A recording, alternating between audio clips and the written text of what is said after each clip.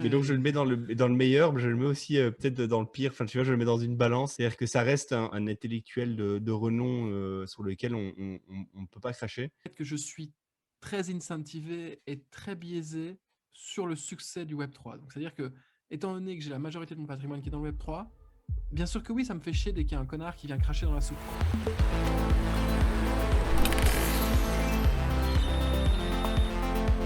Dans les intellectuels de l'année, j'en ai mis 2 On va avoir les mêmes et aussi. tu vas voir, donc dans les meilleurs, il y a Balaji et dans deuxième meilleur et aussi pire, je mettrais Nassim Taleb. Meilleur parce que il a fait des tweets assez insightful, super méga intéressants sur le Covid et sur d'autres sujets. Mais le pire, parce que j'ai l'impression qu'il devient anti-crypto et je me dis juste: «Putain, c'est dommage, quoi». Genre, c'est un génie, mais j'ai pas trop envie que ça devienne un boomer anti-crypto parce que ça me fait un peu de la peine, quoi. Mais donc je le mets dans le meilleur, mais je le mets aussi, peut-être dans le pire. Enfin, tu vois, je le mets dans une balance. C'est-à-dire que ça reste un intellectuel de renom, sur lequel on peut pas cracher. Par contre, sur le sujet crypto, bah, il est ultra bearish et presque anti-crypto, j'ai envie de dire. C'est difficile.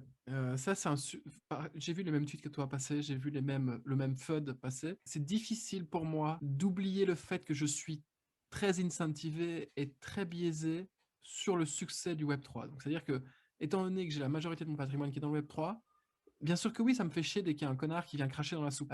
Et du coup, je me méfie de moi-même sur ces sujets-là, dans le sens où, finalement, soit c'est un boomer, soit il a raison, ou bien alors il y a une espèce de juste milieu entre les deux. Je peux pas le cancel Ouais, sur non, ce non, clairement pas. sujet-là, parce que finalement, je suis quasiment sûr qu'il a passé plus de temps à étudier des trucs que moi sur le Web3, ou en tout cas qu'il a plus d'insights sur les marchés financiers, Mais etc. déjà, surtout Du coup, le je me sujet du méfie. risque tout court, il a Hmm. quand même un peu plus, Ouais. Oui, oui, c'est un sûr. peu plus C'est sûr. un peu plus de Oui. caboche que nous, quoi. Donc en tout cas, sur le sujet du risque, il maîtrise son sujet.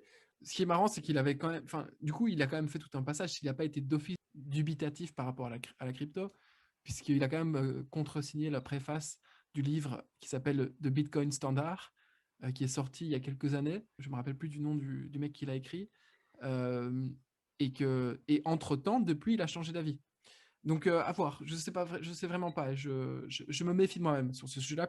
Euh, du coup, pour moi, le meilleur influenceur slash intellectuel de l'année, pareil que toi, c'est Balaji. Et je conseille vraiment à tout le monde d'aller suivre Balaji sur Twitter, de prendre le temps d'écouter les podcasts qu'il fait. On en a déjà parlé dans le podcast, mais des fois, il a des excursions. Il prend part à des excursions intellectuelles sur des sujets totalement underground que j'aurais pas pu découvrir à part en passant 3 heures sur Wikipédia à cliquer un peu aléatoirement. Donc ça, c'est super cool.